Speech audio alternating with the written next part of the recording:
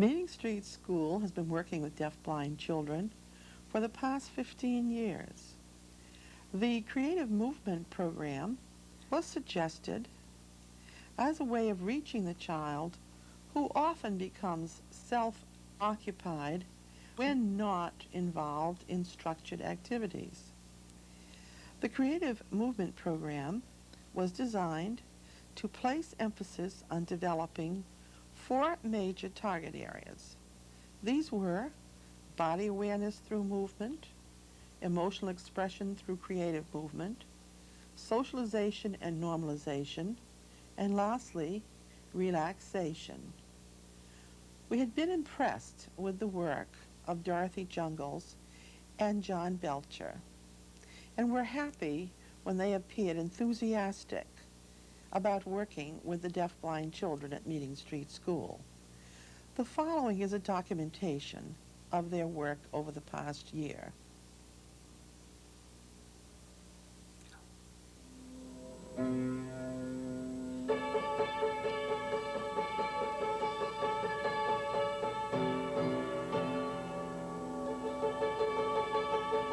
One almost universal characteristic of the children in the deafblind unit of Meeting Street School is their ability to seemingly close themselves off from the outside world and to be unaffected by any input coming from others.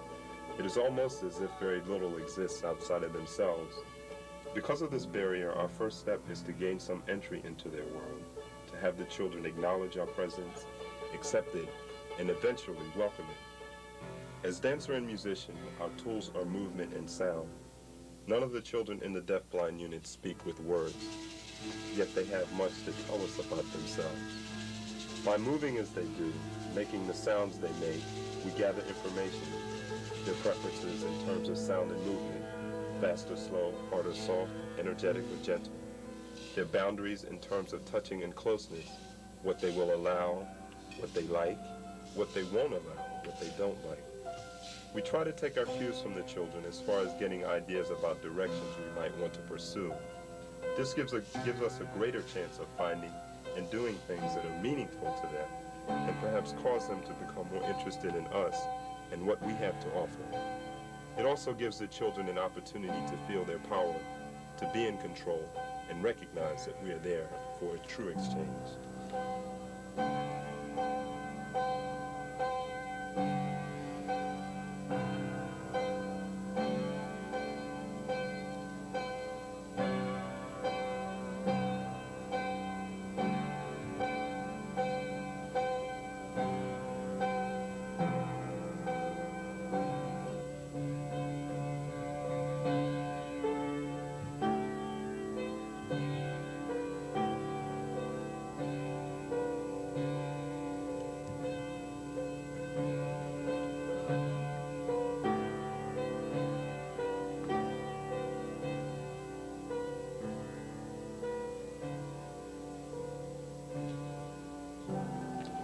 My husband saw us working with one little boy and said, "You're just playing with him." We took it as a compliment. When we find a way to play with the children, we are really communicating. The children show us an intimate side of themselves. They also become focused and more open to exchange. When we began working with Darren, we made his sounds move the way he wanted to move. Now he's beginning to try our sounds.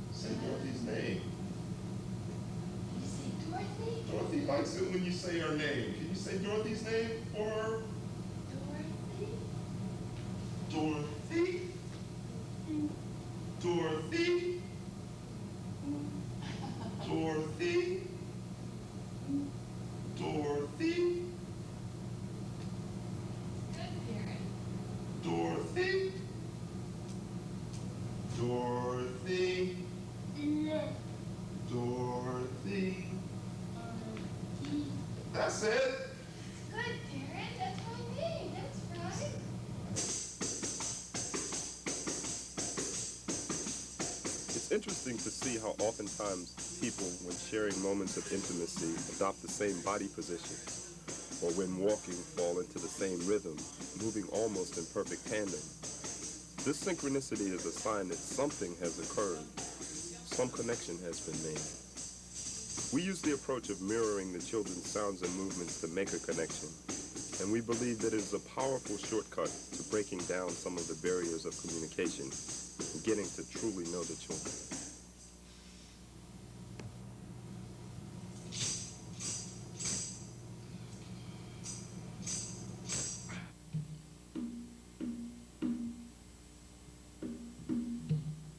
Jimmy walked over to the mat and began flicking by himself. I followed. First, we wanted to know, would he allow me to stay there with him? Or would he move away once I joined him? Then, would he take any notice of me at all once I was there?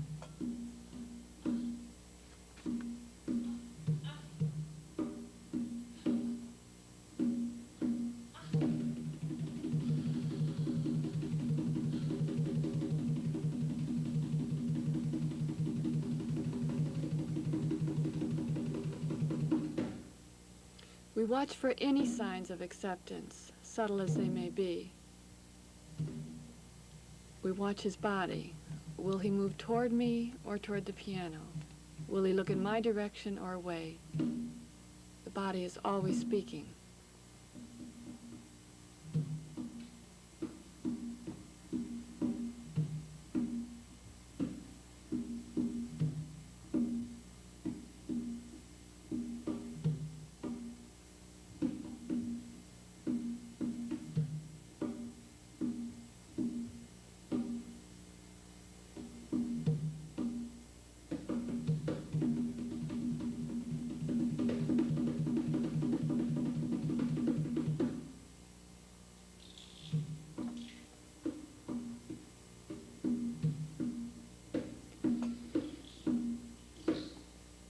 Music is following and emphasizing all our moves.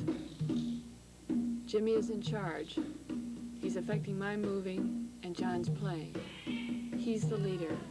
In other situations, he must be led, but now he is the director, the choreographer.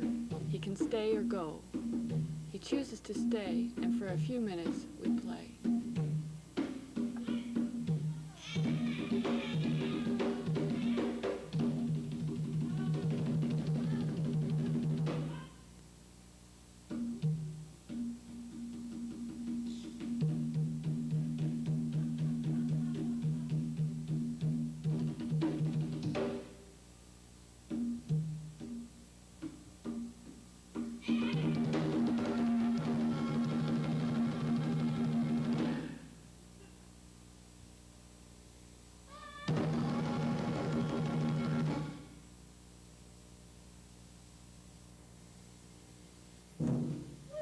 When we first started working with Darren, he was very much afraid of loud sounds and would cover my hands whenever I tried to play the drums. As a matter of fact, in the beginning, he wouldn't allow any of the instruments to be played unless he was in control, and it was nearly impossible for us to actually play together.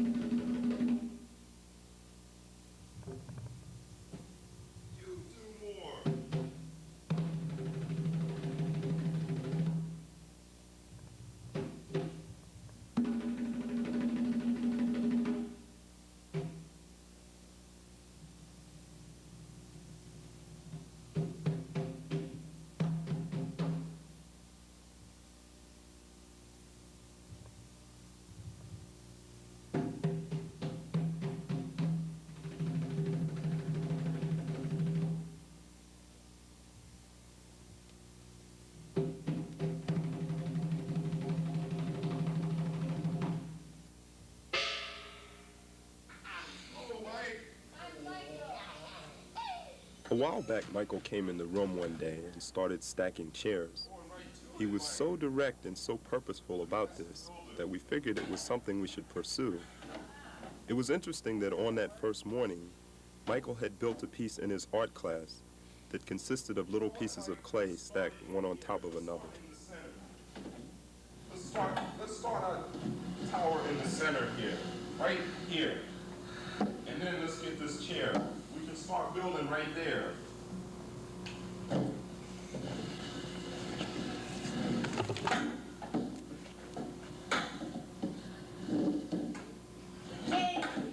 Yee. Like the way that feels? Gah-yah. Because he chose this activity, he's really working up a sweat to achieve his goal. And we're standing by, applauding, helping him, making it safe, giving him assistance where he needs, or a little direction, but letting him take the responsibility. There are definite skills involved: strength and precision, patience and determination.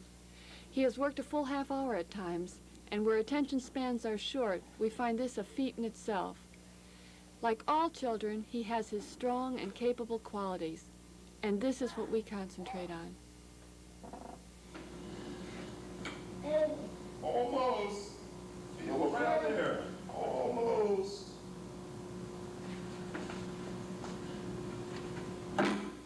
Almost. Oops.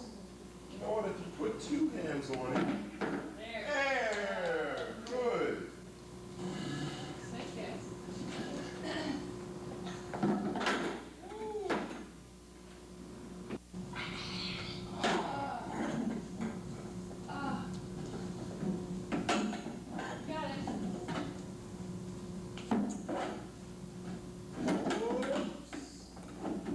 Go to it.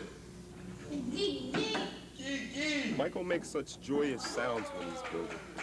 The more we can get the children used to using and hearing their All right, voices, let's the better. feel how high it is. As a rule, the children in the Feel how deafblind wide unit it are is. very non-social And now do it. and rarely interact or share with others. It was interesting to see how Michael welcomed our presence more and more as we helped him build. Now, when we attempt to guide him, he's very accepting of the necessary physical contact and no longer pushes us away. Michael's tower, which we've come to call his construction, is so symbolic of attaining heights, of meeting challenges. Michael, this is taller than I am now.